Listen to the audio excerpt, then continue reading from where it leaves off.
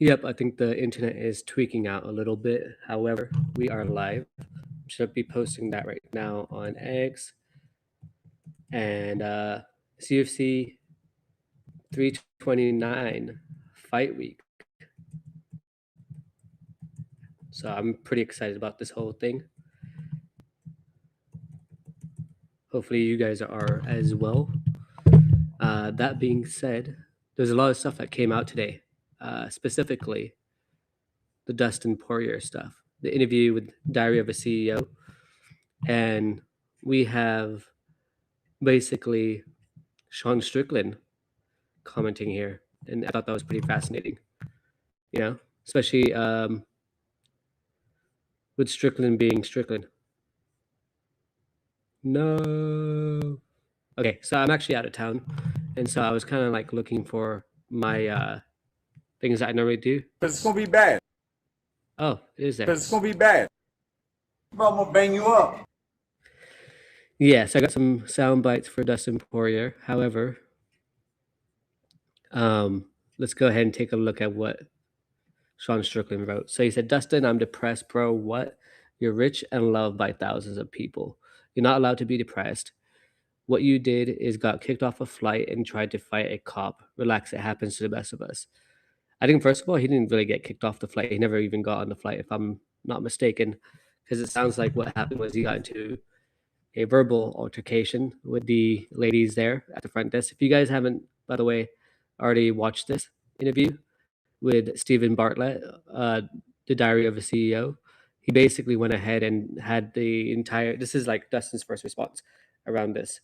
But let's go ahead and see what some of the people are commenting. So Blind Bear is saying, I get what you're saying, Sean, but I think he is able to be put for a period. He's in the transition phase where his identity as a person, I think he meant his identity as a person changing. Give it time and he'll be good to go. What you think this week about Max and Connor? Okay, getting kicked off a flight is basically a side quest these days. Sounds cool. Sean, I love you, but I think if you stop fighting, you would feel the same.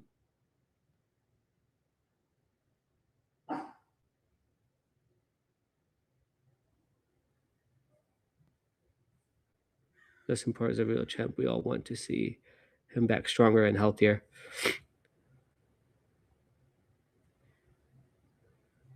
That's funny. Someone wrote this. I actually did a breakdown on this video. IGBBM, man. That's funny. Can't even say that out loud. But yeah, I mean, I kind of felt it was interesting because I didn't think Dustin Poirier was going to do something about this, or like, show his face in this particular light and get on this discussion, which he did, which is cool. That being said, it's just kind of interesting to hear his perspective on the whole situation. And so obviously we have UFC 329 happening this weekend. We got, Max Holloway versus Conor McGregor, number 2. Looking at the I think it's called the countdown. Watching the countdown, I got the feeling that like Conor might be able to pull it off, but I think that's just my hopeless fanboy me just wanting him to pull it off somehow. In the same breath as well, it's going to be interesting because obviously with him, we have Max Holloway fighting as well, and Max Holloway has been on a run recently, apart from losing to Ilia Topuria, but that BMF knockout in 2024, the Ilia Topuria fight, and then we have his most recent Dustin Poirier fight, and then we have the other one, which is Charles Oliveira fight. It's like McGregor's plans to be basically to wrestle, and apparently John Kavanagh and him have been working on the wrestling quite a bit, and that's what they told John Anik as well. So that's going to be fascinating to watch. What I'm really excited about is the BSD versus Paddy Pimblett fight. I'm really excited about the Lorna Kavanagh versus Raw Dog, Brandon Royval. And I'm really excited about the other fight between Cory Sandhagen and Mario Bautista. So That being said, I do want to kind of look in these fights and see what we can do and just kind of chat about. And I'm gonna also check out and see if Clutch MMA is down to join as well.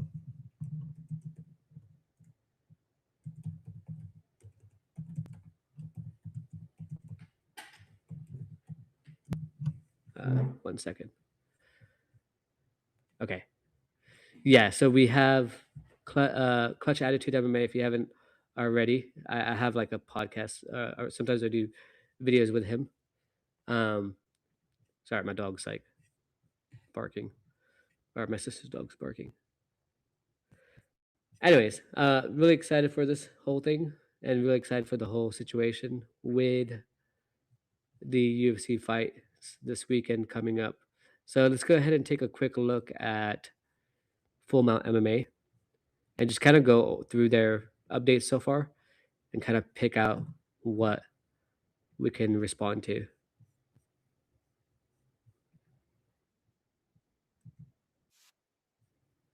So bear with me, guys.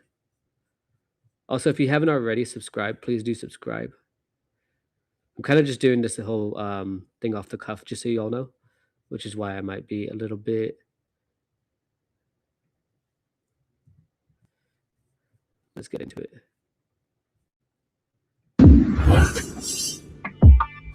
Dustin Poirier has opened up about his recent airport arrest. Poirier says he started drinking while thinking about his father's current situation, has since deleted all social media, and never wants to see the arrest footage. He also revealed that he's already lost one major sponsor and is waiting to see if any other sponsorships or opportunities fall through.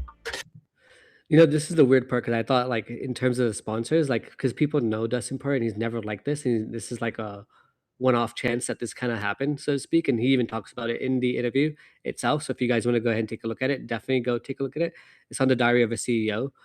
This guy's from the UK, so it's actually pretty cool because I'm already a fan of his podcast. I don't listen to every single podcast, but it was just interesting to hear Poirier, and I like listened to the entire episode this morning. I went to the gym and I was just like listening to the entire thing. I think it's like 2 hours, 2.5 hours or something like that. But it was such a good podcast. But yeah, let's listen to what he has to say, and then I'll kind of give you guys my take on it because I don't feel like anybody should be pulling their sponsorship away from him, especially knowing how cool of a person he is, and then the fact that this is just like a human mistake that everybody can make. You know what I mean? I guess it's just more because of the way he did it, and because when we first heard about it, I was like, oh, it's not a big deal. And then hearing the way it actually went down, I was like, oh shit, it's actually worse than I thought. But it could have been even worse than that. So part of that, me getting in trouble at the airport, was I just felt, it's not my weight to carry, but I just felt I try to help him out, and he's back out on the street. It's like it almost doesn't want help, And I was just kind of on Father's Day, I was traveling to work. Couldn't stop thinking about my father, and I started drinking in the airport, and that's kind of what led to the incident. Then I felt that feeling again, just I guess you call it depression, just didn't feel well. And when I feel like that, I know I shouldn't drink, and I drank anyway. So, not that my father, anything's an excuse. Obviously I did what I did, but I knew better in the moment when I'm feeling like that to drink or do anything. Alcohol has never benefited me, especially in times like that where I'm mentally not the best. No, I felt good in the morning. I spent the morning with my kids. My daughter wrote me a letter. She gave me presents, did all the Father's Day stuff. I had a great morning, but then when I left my home to fly out, I started feeling it. I never got on the plane. I'm pretty sure. I do want to apologize to those desk agents, whoever they are, and the police for having to put up with me, man. They did it. I actually asked a lawyer in Atlanta who I've been working with, if he can, please give me that officer's information, his address. If I could write him a letter, just to tell him how great of a job he did, dealing with a person in that condition, and how professional he was. And, he's incredible. It could have been so much worse. You've watched. Yeah, I mean, maybe he wants to go back there and just finish the job. No, I'm just joking. No, he's a really good person. Like, yeah, let's listen to the rest of it. Video, right? No, so my wife watched it. A buddy of mine, I've kind of pieced it together at this point. I don't want to see it, man. You don't want to see it? I don't want to see it. Okay. Even when my wife started playing it and I heard it, she went watching in the other room. And then I have a buddy I work out with 5 days a week. He's kind of, between him and my wife, I've put the pieces together and pretty much know the extent of what happened. Why don't you want to watch it? I just don't want to see it, man. To see myself in that condition, disrespecting police officers disrespecting workers at the airport, disrespecting myself, disrespect my family. I just don't feel like it's going to benefit me to see that. I got home, posted that on Instagram, then I uninstalled all social media off my phone. So I haven't, since day after Father's Day, I haven't been on anything. I haven't seen, I know they're making fun. I know they're talking about me. Obviously, I've been in the light with being a professional athlete for a long time. I know how this goes. So I just uninstalled all my stuff. So I haven't seen any of the clips, any of the videos, anything. Worried about losing everything I've been working on. Post-fighting, when I retired, all the stuff that I've been doing, all the desk work, that me focusing on getting better at all that stuff. I'm like, did I just ruin everything that I was working for? You know, I don't know yet. It's still too early to really have those answers, I think. No, I have a bunch of sponsors. Yeah. And on the bright side, I did hear in the Deep Waters podcast that he's going to be joining them next week because they did a podcast today, and then they said they're going to be, that they'll have Dustin joining them next week. So hopefully to touch on it a little bit, and then yeah. They've been understanding. It's kind of murky right now. I think it's still too fresh. I know one big one isn't a sponsor anymore. Oh, you lost a sponsor? Oh, yeah. I'm sure I lost a few. I'm waiting to see when the smoke clears who's still. The part that sucks as well is like he was talking about it and he was like, oh, like I just was trying to keep himself busy basically, which I kind of get. And then like I think he felt like he maybe got too busy because of the fact that he wanted to like keep himself busy so he wouldn't like, you know, fall into that depression. But the other fascinating thing I found as well is that he even said like he was sometimes tell his wife that he wasn't feeling well and or he was feeling depressed, and then he would ask his wife to not let his children come in the room to see him and stuff like that, and he would stay in bed all day. And as someone who's done that in the past as well, I'm like, holy shit, that's sad, especially having kids. Like I can never imagine myself having kids and then feeling that same way, and then, you know, it's just I've just have like empathy for him being in that situation. And then obviously, yeah, we'll hear what Sean Strickland said as well, as I mentioned earlier today. With me or not. Mauricio Hoofy is flying to Vegas to make himself available as the backup for Conor McGregor versus Max Holloway. Hoofy says he currently weighs 185 pounds. Bom, rapaziada, vocês sabem que eu me coloquei à disposição na luta aí do Conor McGregor e Max Holloway. Tô indo agora para Las Vegas, vamos ver o que vai acontecer. Me cuidei bastante, esses caras me fizeram treinar em meio às minhas férias. Essa luta vai ser na 77. Então vamos ver aqui o peso que eu me mantive.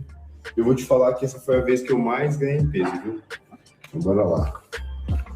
Vou ver aqui, depois do café da manhã, 84 quilos, teria mais ou menos 7 quilos aí para me tirar para a categoria. Estamos indo viajar agora para Vegas na segunda-feira e vamos ver o que acontece. Eu contra o Conor McGregor acredito que seria uma luta muito boa, né? Acho que uma luta que eu teria mais facilidades pela falta de ritmo e tudo mais, né? Sempre tendo os perigos da luta, mas eu acredito que seria uma luta muito legal contra o Max Holloway. Eu acredito no meu poder de nocaute. Ele é um cara que né, busca jogar ali para frente o tempo todo, mas eu entro lá para definir as lutas e eu não perco minhas oportunidades. Seria muito legal ver essa luta acontecer. Tô indo, vamos ver o que acontece. Valeu, vou informando tudo para vocês. Tamo junto. Imagine he just gets to fight with BSD instead. The rematch. Oh, dude, that would suck. And imagine BSD goes and does like the same game plan that he did in the beginning. But yeah, that was interesting. Obviously, he's a backup fighter for McGregor versus Holloway. And yeah, you saw what he said as well. I just, yeah. My dog was distracting me a little bit, but... Ei, para de gravar essas coisas, mano. Você gravou? Não cheguei. Oh, você tava tentando chamar minha atenção e eu sei. Max Holloway reflected on his recent unanimous decision loss to Charles Oliveira, where he lost the BMF title. Oliveira received backlash for his grappling-heavy approach, with many fans arguing that it didn't represent what the BMF title is all about. You know, just put it plain and simple. I'm not a complainer, so I'm not going to complain. And at the end of the day, everybody keep talking about how you felt because, you know, around the BMF belt, there's a certain aura. And of course there's that certain aura. And so much people are so used to that aura with... You could tell he already has this like CTE. Even like Demetrius Johnson, you could tell he has it as well because it's just the way they say things. Even I do slur my words sometimes, but I do a lot less than I used to before. But that's like because I'm actively trying to work on like, you know, reading helps a lot, and then like just in general, like doing the podcast helps a lot as well. Being able to practice with you guys as well helps me a lot. But like this is like, yeah, with the lineage of the belt. That's why. And then, but you can't be mad at Charles because he went out there and he just did what he thought he had to do to win. You know what I mean? And that doesn't line up with the belt, but it's still a fight. You know. So at the end of the day, be mad at me all you want because I should have stopped what I did. I had my opportunities to go in there and fight my fight. I did it. You know, he went out there. He fought a different fight. Like, of course, in my mind too, when I think of BMF, you know what I mean? I think of, you know, certain fights, you know what I mean? And that wasn't the fight we got, you know, and that's just the way the cookie crumbles sometimes, you know. That guy still got to win, and it is what it is. But then, you know, to that, it goes to a point, you know, it proves a point. It's not, in the UFC, you know this, you saw this all the time. It's not even winning in this sport, you know what I mean? Like, winning is great. Winning is awesome, but how much times we see guys win and they don't get certain opportunities, you know? You got to win in this sport, but you got to win exciting, bro. We're in the entertainment business too yet. So at the end of the day, I think more than the excitement of the fight, it's more about the performance of it as well. I think it's not like just the excitement of a fight, but it's like more of the performance behind the fight itself that matters the most, I think. Like, obviously, if you have a boring fight, like, I still think the Charles Oliveira fight was pretty, like, interesting and fun to watch, in my personal opinion. But that's just because I'm one of those guys who actually enjoys and respects, like, the grappling side of things, whereas a lot of, you know, casual fans, so to speak, and I am a casual, to be fair, as well, in some aspects. But yeah, like, I do enjoy, I think because I did jiu-jitsu a little bit, so I do enjoy it. However, it was cool because Holloway didn't get submitted, you know, so he did decent. He didn't do bad. I mean, it was kind of bad, actually. No, I take that back, but yeah. Jorge Masvidal thinks Max Holloway is going to dominate Conor McGregor. Conor, Mac. Also, to be fair, like, Jorge is not a McGregor fan, and he wanted that fight. Like, he was talking about this previously, before, like, probably like 6 months ago, that he was supposed to have a big fight when that whole fight card happened with the which one was that? You know what I'm talking about? It's the fight card that happened with MVP. That's when he was talking about this fight happening between him and McGregor. And so I think he just has a little bit of envy there against Holloway, and then obviously has that bias towards against McGregor. Early thoughts on the matchup, Jorge? I think it's going to be a good fight with Max. Like I've been saying, I'm riding with Max. I'm betting the house on Max. I think Max is going to make it non-competitive. At some point, after like a minute or two in the fight, Max is going to take over. Yeah. You know, all the experience that he's put together in these 5 years, staying in shape is the number one thing, as we all know as fighters. If you got a Ferrari versus a Honda Civic, the Ferrari has a quarter tank of gas, it's going to lose every time. I had the same perspective. However, like, watching that countdown and then hearing McGregor say, okay, he had this fight booked against Chandler, right? And then from that point onward, he was the one that was running his camp, and then he realized, okay, I have to actually, like, do what I tell myself I'm going to do behind closed doors. And I think since that Chandler fight back in, I think it was 2023, if I'm not mistaken, or 2024, when that was booked, I think since then he's had this idea that he's just going to double down on these on his, like, activity in terms of, like, training and stuff like that. So that's why I find it fascinating, and I find it like, okay, now I'm kind of leaning towards he could possibly make a win at this. Who knows?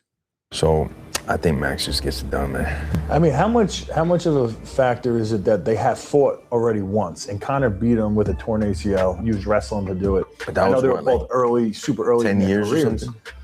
But you know, as a fighter, if you put yourself in Conor's shoes, it's very hard to admit that in however long it's been, let's say it's 15 years since they fought last, that the other guy got better than him in those 15 years. You know what I mean? That's like a weird thing, fighters. You always want to get better and better. You're always trying to get a level higher. And I don't know if I think that might be his mindset. He thinks he's got better and Max hasn't. Chris Weidman believes Conor McGregor's long layoff will play a major role in his fight against Max Holloway. As most of you know, McGregor hasn't fought since suffering a broken leg in his bout with Dustin Poirier back in 2021. If I was to give my prediction of the way this fight goes, I think Conor has maybe a moment or two in there, but I think eventually at some point it hits him. The uncomfortability just becomes too strong. Like, I feel like he starts looking uncomfortable in there with Max, having this much time off. I think at some point, I don't care how much he's worked on his cardio, I think he starts feeling the cardio, and I think he starts thinking about I can't believe I'm tired right now. I'm in the cage and I'm actually fighting again. And Max is still just tapping him. He's like, I'm fighting again. I don't even think it's the cardio. I think it's more the adrenaline. Like the fact that you haven't fought in 5 years, you go into this fight and then all of a sudden your adrenaline is pumping because you haven't done this in so long. I kind of agree with Chris Weidman. However, yeah, it's hard to say because like if McGregor is being truthful about the fact that he's been just training like nonstop for the last 2 years, you know, sometimes people are trying to create the illusion that they might not win and then they want to win anyways. Kind of like the whole Sean Strickland versus Izzy in the first place. However, that's different because he was an active fighter in general. So yeah, I'm already rich. I don't need he's so explosive, and so I think the explosivity is still going to be there, which could hinder him because the more explosive you are, the more you're going to get tired. And also, he was very fast, and he had great timing on his strikes. I think the speed and the timing as you get older, have all this time off, is going to be the biggest issue for him, is really finding the range and being able to land punches while being comfortable being in there. Justin Gaethje visited Donald Trump at the Oval Office over the weekend. Trump posted this photo and wrote... Wait, just go back real quick. So that was pretty cool, like what he was saying. I do agree with him as well. I think it's just going to be a difficult task to handle. I think he's kind of like going against all odds, right? It's kind of like that. I think it's like the like Stoic philosophy where the guy has this like boulder and he's pushing it up a mountain every day. It like rolls all the way down, and he just continues to push it up. It's like that analogy. And be able to land punches. The Oval Office over the weekend. So yeah, let me just rewind that one more time. Justin Gaethje visited Donald Trump at the Oval Office over the weekend. Trump posted this photo and wrote, Justin Gaethje came to the Oval Office to celebrate with his parents his great victory 2 weeks ago. It was one of the highest rated fights in the history of television. And what a fight it was. Great honor to see the champ. He had beat another truly great fighter who had never lost before. Yeah, that's crazy. Ilia Topuria apparently is like now showing his face and stuff like that after 3 weeks. And yeah, I don't know if you guys feel this, but is it like exciting fight week? Because I feel like it's pretty dope, honestly. But I'm just excited for fight week. So I don't know if everyone's feeling the same buzz. The funny thing I did find was that we didn't see Conor McGregor in the embedded. Josh Hockett has been campaigning for a fight against Tom Aspinall, Alex Pereira, or Cyril Gane next. Hockett recently had this to say about Tom on X. He reposted the highlights from Tom's fight with Alexander Volkov and wrote he's too offensive-minded. That makes things exciting until a proper athlete is able to compete with his athleticism. His strength is also his weakness. Hockett also says he thinks Sean Strickland would have beat Alex Pereira if he survived that first round. He said if Sean survives the first round and gauges distance and timing, he wins this fight. That's actually a good point because probably now knowing Sean Strickland, but also he did improve after that Alex Pereira fight because he went to go train with Alex Pereira. So that's kind of, I don't know. I like Josh Hockett in general, and I like his takes usually. I'm not sure about that take. Okay, let's see John Jones and Morales scored over 950 on a punching machine. Maybe. Morales scored over his distance and on a punching machine.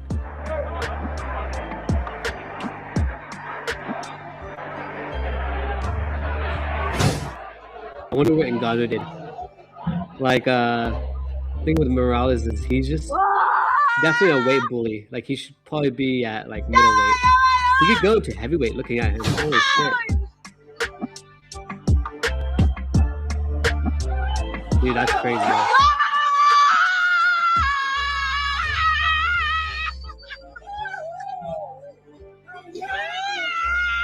That's actually the, holy shit, that's the highest on that machine. That's dope.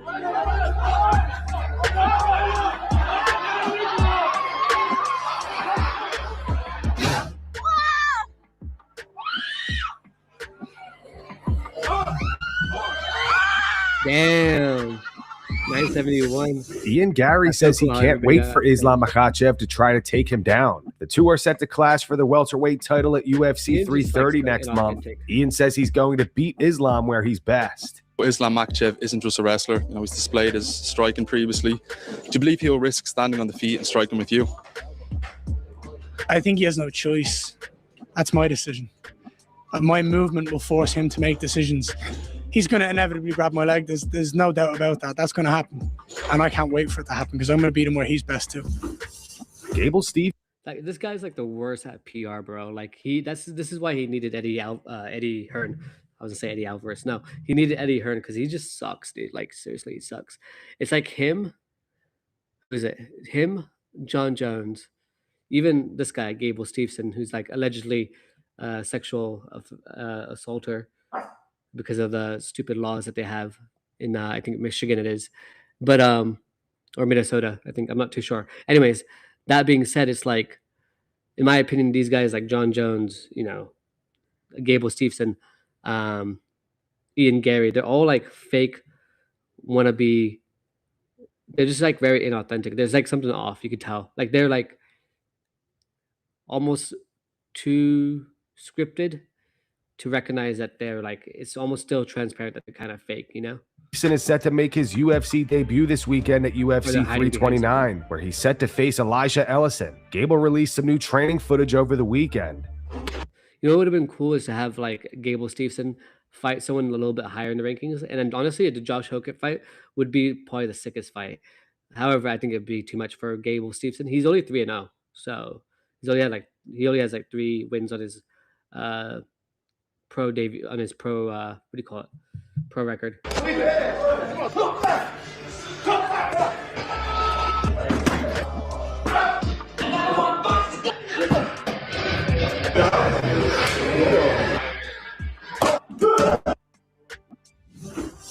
In the UFC embedded too, he's talking like a big ass game as well, with the idea of his debut being like unlike any other heavyweight athletes, which he could be. Let's see. I wonder how you guys feel about him so far. Like, I'm not the person that's really keen on him yet. However, let's see if he does a really good performance.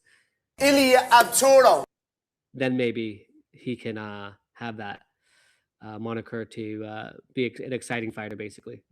It's officially Conor McGregor fight week. The UFC dropped a new AI-generated promo today. Surprise, surprise, mother! The king is back!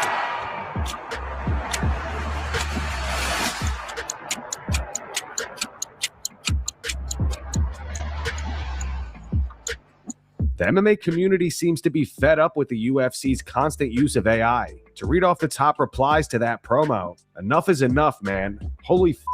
They've literally replaced everything with AI. Is there a worse timeline than now in the history of all sports? Y'all saw this AI slop and still greenlit the post. Oh my, AI slop. Come on, guys, this is trash. And nice AI slop to hype up the biggest card in UFC history. Zero effort or care in the promotion. Soulless slop. Many people are also pointing out how the AI clearly messed up Max's chest tattoo, getting many of the details wrong. What do you guys think about the UFC's use of AI? Do you think it's too much? Drop your opinions in the comments. Yeah, in my opinion, personally, it's like, I'm not that really against it. I feel like it's something that's inevitable, that's going to be coming in anyways. And then also at the same time too, yeah, it is AI slop, but like, they should have fixed that, to be fair, them being a bigger company and stuff like that, and you know, probably having the right people and stuff. However, as Max Holloway would say, it is what it is. Paddy Pimblett previews his fight against Benoit Saint Denis this weekend. Paddy doesn't think BSD makes it past the second round. Benoit Saint Denis, how do you view him? How's preparation going in the build-up of that fight? Preparation's going great. I think he's a very good fighter, you know what I mean? I respect BSD. I think he's very intense. He comes forward and tries to finish fights. He's never went past the second round, but he's not going to get past the second round with me. I think I've got cleaner striking than him. I'm a better grappler, and I've got better cardio. I don't see where he can beat me, to be honest. And obviously, it's a few months on since your last fight. How have you reflected on that performance, and how will we see you adapt for BSD? Still see a new version of me, to be honest. See a completely different version of me from when I fought Gagey. In my last fight, I said I was going to knock him out, so I just bit down on my mouthpiece and had a scrap with him when I should have followed the game plan like I always do. I always use my fight IQ in that fight. I just wanted to put on a show for everyone, but I'm getting back in the win column in this one. And it's kind of weird because he could have just easily like brought the fight back to the grappling, but he just decided not to. And even though he was getting outstruck the entire time, it's not an excuse from him, but I also just find it odd like the whole situation where he could have just easily grappled. However, he might have not done well. Who knows? But he didn't even attempt it. Like that was the weird part to me. And I think in that fight, he just kind of like he got in it, and he just. I mean, he did well though. If I'm not mistaken, in the third round, I think it was he kind of came back in the third round, but then he got outstruck in the fourth and fifth, I believe. I might be wrong, but BSD's biggest threats, where do you see him being able to hurt you most? BSD's biggest threat is his left body kick, or wherever he throws it, his left kick or on his backhand. He's got power and he throws everything with intent. He does try and take everyone down, but I can't see him trying to take me down because he knows I'll submit him. If Paddy gets past Benoit Saint Denis this weekend and Conor McGregor beats Max Holloway, Paddy says he'd like to fight Conor next at welterweight. Perfect fight for me would be Conor. It's mad, to be honest, because I think obviously I won 7 fights in a row, and I don't think my stock went up as much as losing my last fight. You know, I've beat people like Michael Chandler, Bobby Green, Tony Ferguson, and people. It's because whoever he fought before that wasn't like necessarily like a big, like well-known fighter. Like, yeah, okay, I take that back. Actually, Tony Ferguson was, but he was on the downward spiral. Same thing with Michael Chandler. Same thing with like Bobby Green's not in downward spiral, but Bobby Green's not that. You know, we all know he's not that highest level of fighters, especially in that top 15. Just like, and then I've got my head punched in for 5 rounds. And my stock went up. People are saying I lost, but I won. You know what I mean? In my eyes, I lost. You know what I mean? There's no two ways about it. You lost, but my stock has went up because I had a 5-round war with a legend like Justin Gaethje. But I want that back. You know what I mean? I want to fight him again before he retires. It's time to get back in the win column. Benoit moved above me in the rankings for beating Dan Hooker, which I thought was quite silly because Dan Hooker's terrible. He went above me for beating Dan Hooker, so I thought that's the perfect fight. I'm 6, he's 5. I think I'm better than him everywhere the fight goes. I'll prove that on July 11th. Mad being on the same card as Conor McGregor, like, you know what I mean, the biggest name in the sport. It's nice for him to be back. This is probably going to be the most watched UFC of all time. I'm not going to be the star of the show on this one, definitely not. Conor is, but probably be the second star of the show. If McGregor wins and I win, I want to fight again before the end of the year. I'll fight him at welterweight in MSG, something like that. You've got to let everything unfold. You don't know what's going to happen. Conor's got to beat Max. I've got to beat BSD. Anything can happen. As we know, fighting sports, one punch, and it can change the whole realm of the game. It can change the butterfly effect. It can change everything for every other opponent. That would be an interesting fight. However, I would love to see if Ian Machado Garry does win his fight against Islam Makhachev. I'd like to see the Irishman versus the Irishman. That would be fascinating to me. What do you guys think about that? Let me know down in the comments if you're watching the replay, or if you haven't already liked the video, please like the video as well. Sean Strickland had some harsh words for Dustin Poirier today. He started by saying, "Dustin, I'm depressed," in quotes. Bro, what? You're rich and loved by thousands of people. You're not allowed to be depressed. What you did is got kicked off a flight and tried to fight a cop. Relax, it happens to the best of us. He continued, "I just cannot understand depression. There are kids dying of cancer going through chemo. They would give anything for one more day. But you, a grown rich man, looks in the mirror and says, I'm depressed. Tell me why you're sad, rich man." This user replied saying, "Because when you have everything you could ever dream of, you are left without purpose and don't know what to do." Sean replied, "How do you even type that? Sounds like this guy is a selfish piece of shit. Go feed a bum or something." The user replied saying, "Bro, I'm 18. How am I selfish?" Sean replied, "Not you, f***head. The guy you're referring to, Dustin. He needs to go find bums or some shit. Find meaning." And that's going to wrap it up for today's video. It's actually pretty funny because, like, yeah, I don't know why he was, that guy would think that. Obviously he's not talking about him, talking about Dustin Poirier. But yeah, let me know if you guys like the video. Go ahead and like the video so far. I'm going to be trying to do lives every day. I'm not going to be home tomorrow, so I'll probably do one. If I do get back, I'll do one. Otherwise, I'll do a live on Wednesday, Thursday, Friday, and Saturday for you guys as well with the Fight Companion. I'm probably going to have some, Clutch Attitude MMA or the Special MMA join me as well. If you guys haven't subscribed, please do subscribe. Yeah, I look forward to seeing you guys in the next video, and enjoy. Thank you.